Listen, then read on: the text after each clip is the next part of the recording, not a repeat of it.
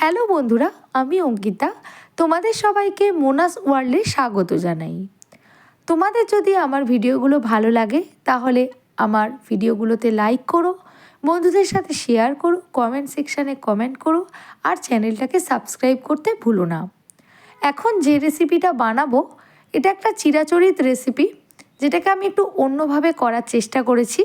তার জন্য প্রথমেই আমি মিক্সিং জারের মধ্যে একটা পেস্ট বানিয়ে নিলাম, যার মধ্যে দুটো গোটা পেঁয়াজ আমি কুচিয়ে দিয়েছিলাম, 6 কোয়া রসুন দিয়েছিলাম, 3টে কাঁচা লঙ্কা দিয়েছিলাম, বেশ কিছুটা ধনেপাতা দিয়েছিলাম, আর যেটা দিয়েছিলাম একটা নাটি ফ্লেভার আনার জন্য 1 চামচের মতো ছোটো চামচের সাদা তিল বেশি দিলে একটা তিতকুটে ভাব আসতে পারে, আর ধনেপাতা বাটলেও দেখবে একটা তিতকুটে ভাব অনেক সময় আসে, তাই আমি একটু টক দই দিয়ে দিয়েছিলাম শেষে, বড় চামচের 1 চামচ দিয়ে একসাথে পেস্ট করে রেখেছি। তারপরে আগে থেকে সিদ্ধ করে রাখা ডিমগুলোর গায়ে আমি কাটমার্ক করে নিয়েছি যাতে মশলা ঢোকে। তারপর কড়াইতে 2 চামচ সর্ষের তেল গরম করে তেলের মধ্যে লবণ হলুদ দিয়ে আমি ডিমগুলোকে ভেজে তুলে রেখে আরেকটু তেল 1 চামচ মতো সর্ষের তেল অ্যাড করে তার মধ্যে আমি আগে থেকে ডুমো করে কেটে রাখা আলু আর গোল গোল চাকা চাকা করে একটু মোটা করে কেটে রাখা পটল দিয়ে তার মধ্যে একটুখানি আবারও লবণ হলুদ অ্যাড করেছিলাম, একটু জিরে গুঁড়ো, একটু ঝাল লঙ্কার গুঁড়ো অ্যাড করে ভেজে তুলে রেখেছি।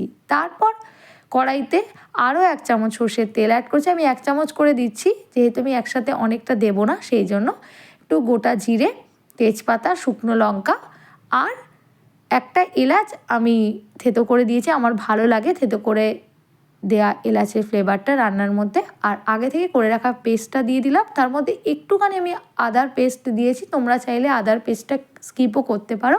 তারপরে একটুখানি জিরে গুঁড়ো, একটু ধনে গুঁড়ো, একটু লবণ, একটু ঝাল লঙ্কার গুঁড়ো দিলাম, সামান্যই দিলাম, একটু কাশ্মীরি লঙ্কার গুঁড়ো দিলাম। হ্যাঁ, তোমরা যদি কালারটা আরও বেশি সবুজ রাখতে চাও সেক্ষেত্রে এই কাশ্মীরি লঙ্কার গুঁড়োটা অ্যাড করবে না। আর কাঁচা লঙ্কা পেস্ট যেহেতু দিয়েছো সেক্ষেত্রে ঝাল লঙ্কার গুঁড়োটা নাও দিতে পারো। তারপরে আমি একটু উষ্ণ জল দিয়ে মশলাটাকে কষিয়ে ওর মধ্যে আগে থেকে ভেজে রাখা আলু আর পটলটা দিয়ে দিয়েছি। আর টক দই যেহেতু আমি কম দিয়েছিলাম তাই আমি একটু টমেটো কুচি দিয়েছি। বেশি টক দই দিলে টক হয়ে যায় বলে আমার মনে হয়, আমি তাই ওই তিতকুটে ভাবটা কাটানোর জন্য যতটুকু প্রয়োজন দিয়েছিলাম বলে আবার আমি টমেটো দিয়েছি। তারপরে আমি একটু উষ্ণ জল দিলাম আর একটুখানি লবণ আর স্বাদটাকে ব্যালেন্স করার জন্য সামান্য একটু 2-4 দানা চিনি দিয়েছি। তারপরে আমি ডিমটা অ্যাড করে দিলাম।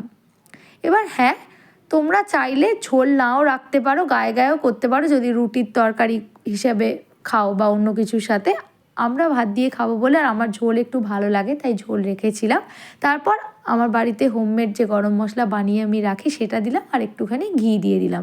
এটা গরম ভাতের সাথে অসাধারণ খেতে লাগে, রুটির সাথেও ভালো লাগে। আমাদের বাড়িতে কখনো পটল দিয়ে ডিমের তরকারি হতো